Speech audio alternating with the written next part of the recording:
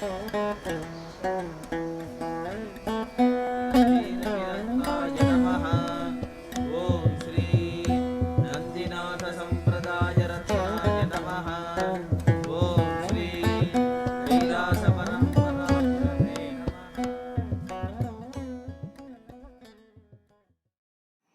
today's world of global communication, we encounter a multiplicity of views about the nature of man on a regular basis.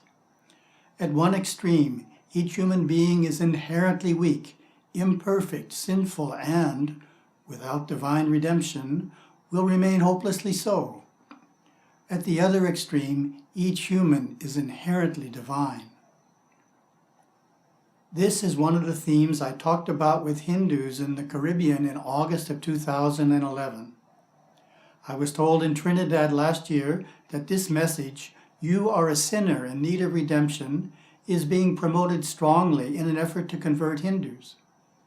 I am often asked, what should we say when confronted with this argument by strong-willed evangelists? What is the Hindu view? Let's explore 3 quotations from prominent Swamis to define our perspective.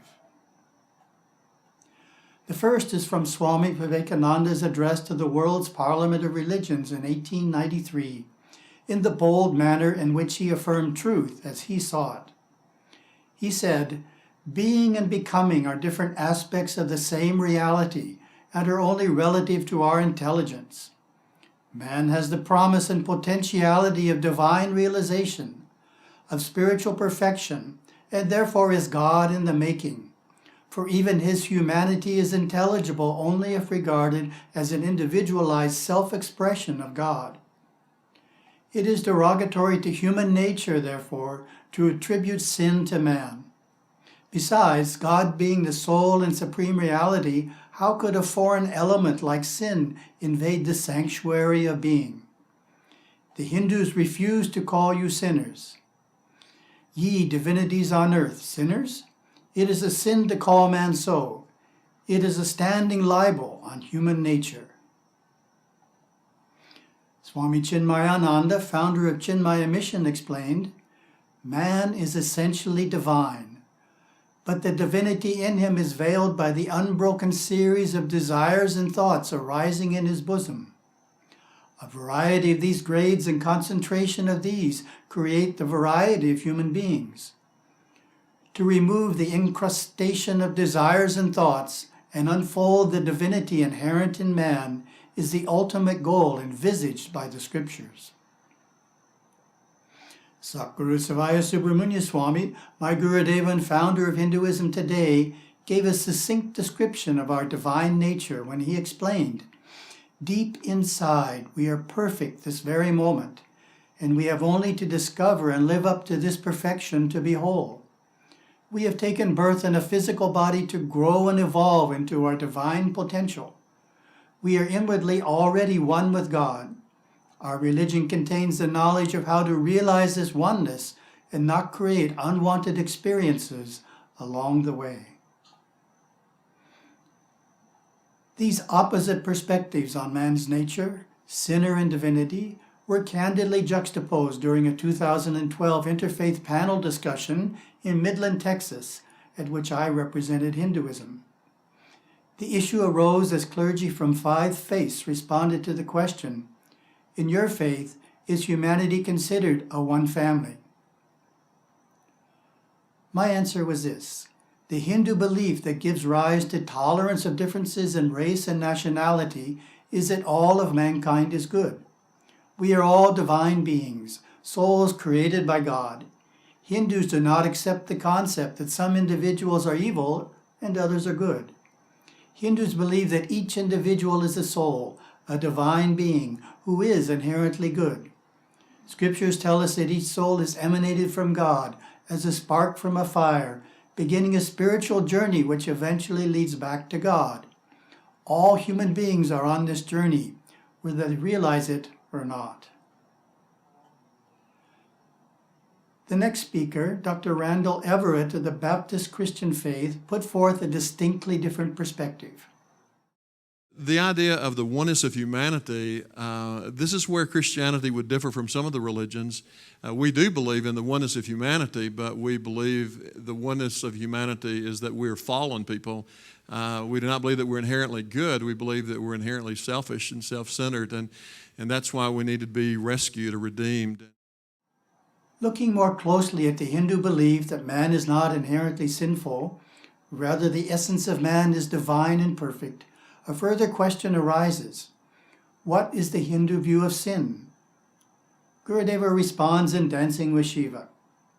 Instead of seeing good and evil in the world, we understand the nature of the embodied soul in three interrelated parts: instinctive or physical emotional, intellectual or mental, and superconscious or spiritual. When the outer or lower instinctive nature dominates, one is prone to anger, fear, greed, jealousy, hatred, and backbiting. When the intellect is prominent, arrogance and analytical thinking preside.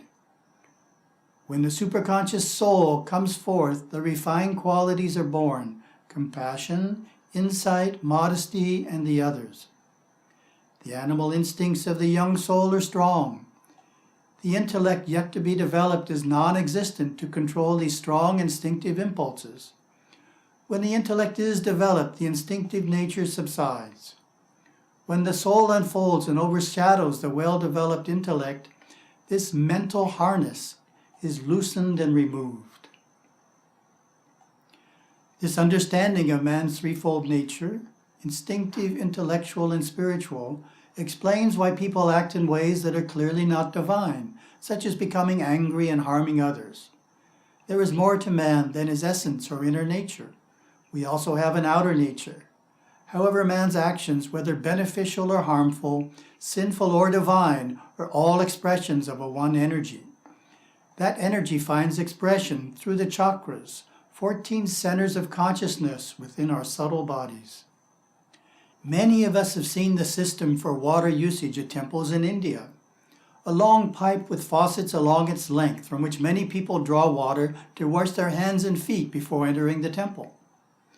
That's a nice analogy to energy and the chakras. Our subtle body is like a pipe with 14 spigots. Water is water. It can come out of any of the spigots. It's still water. Energy can come out through any of our chakras. It's still energy. Energy flowing through the higher chakras expresses the superconscious or spiritual nature. How do we control or direct our energy to keep it flowing through the higher chakras? Gurudeva used to say, energy goes where awareness flows. We control our energies through consistent meditation and devotional activities in the home shrine, chanting, performing puja, attending puja, and going to the temple on a regular basis. Listening to and playing refined music and performing traditional dance and other creative arts are also ways of channeling the energies through the higher chakras. Our regular activities determine how our energy flows.